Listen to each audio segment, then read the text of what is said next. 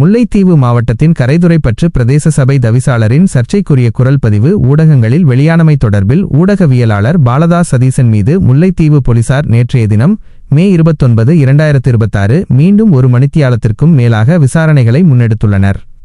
தகவல் அறியும் 5வது தூணாக விளங்கும் ஊடகவியலாளர்களிடம் தகவல் எவ்வாறு கிடைத்தது என்று கேள்வி எழுப்புவது அப்பட்டமான ஊடக சுதந்திர அடக்குமுறை என சுட்டிக்காட்டியுள்ள அவர் இது தொடர்பான விபரங்களை ஊடகங்களுக்கு விவரித்துள்ளார். கரைதுறைப்பற்று பிரதேச சபை தவிசாளரின் தொலைபேசி உரையாடல் ஒலிப்பதிவை ஊடகங்களில் வெளியிட்டதாக கூறி ஊடகவியலாளர் பாலதாஸ் சதீசனுக்கு எதிராக முல்லைத்தீவு போலீஸ் நிலையத்தில் முறைப்பாடு செய்யப்பட்டிருந்தது. இதன் அடிப்படையில் கடந்த 27ஆம் திகதி அவர் போலீஸ் நிலையத்தில் முன்னிலையாகி வாக்குமூலம் வழங்கியிருந்தார்.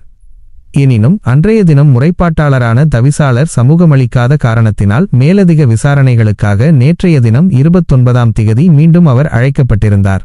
முல்லைத்தீவு தலைமையக போலீஸ் நிலைய பொறுப்பதிகாரி முன்னிலையில் நடைபெற்ற இந்த விசாரணையின் போது தவிசாளர் தரப்பிலிருந்து பல்வேறு அழுத்தங்கள் பிரயோகிக்கப்பட்டதாக தெரியவருகிறது. விசாரணையின் போது தவிசாளர் மற்றும் போலீசாரின் கேள்விகள் குறித்த குரல் பதிவு எவ்வாறு உங்களுக்கு கிடைத்தது? இந்த செய்தியால் தவிசாளர் மன உளைச்சலுக்கு உள்ளாகியுள்ளார். இனிமேல் இவ்வாறான செய்திகளை வெளியிடக்கூடாது.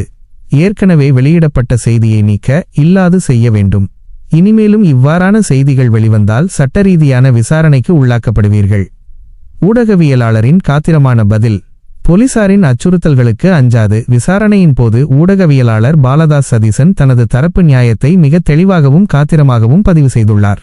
பொது விவகாரம் தனிப்பட்டதல்ல. இது இரு தனிநபர்களுக்கு இடையிலான சாதாரண உரையாடல் அல்ல. பிரதேச சபையின் முன்னாள் செயலாளருக்கு எதிராக மேற்கொள்ளப்பட்டதாக கூறப்படும் அரசியல் பழிவாங்கல் தொடர்பான முக்கிய பொது விவகாரம். ஆதாரத்தை பகிர்ந்ததே தவிசாளர்தான். குறித்த தவிசாளரே இந்த உரையாடலை ஆரம்பத்தில் வாட்ஸ்அப் குழு ஒன்றில் பகிரங்கமாக பகிர்ந்திருந்தார். அதன் பின்னரே இது ஊடகங்களுக்கு கிடைத்தது. இருப்பினும் இவ்வாறான விவகாரங்களை போலீசாரால் நேரடியாக நீதிமன்றில் முற்படுத்த முடியாது என்பதால் தேவையெனில் தவிசாளரை சிவில் வழக்கு ஒன்றை தாக்கல் செய்யுமாறு அறிவுறுத்தி போலீசார் விசாரணையை நிறைவு செய்துள்ளனர்.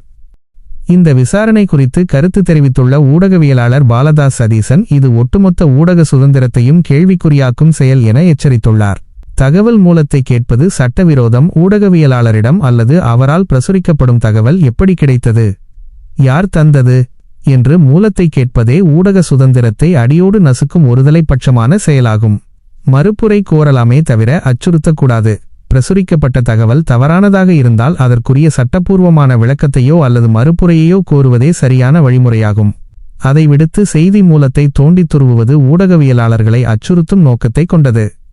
பொதுமக்களுக்கு உண்மைத்தன்மைகளை வெளிக்கொண்டு வரும் ஊடகவியலாளர்கள் மீது இவ்வாறான போலீஸ் விசாரணைகள் மற்றும் அரசியல் அழுத்தங்கள் பிரயோகிக்கப்படுவது ஜனநாயகத்தின் குரல் வலையை நெரிக்கும் அச்சுறுத்தலாகவே அமையும் என அவர் மேலும் சுட்டிக்காட்டியுள்ளார். செய்தி தொகுப்பு அடங்காபற்று தமிழன் யூடியூப் சேனல்.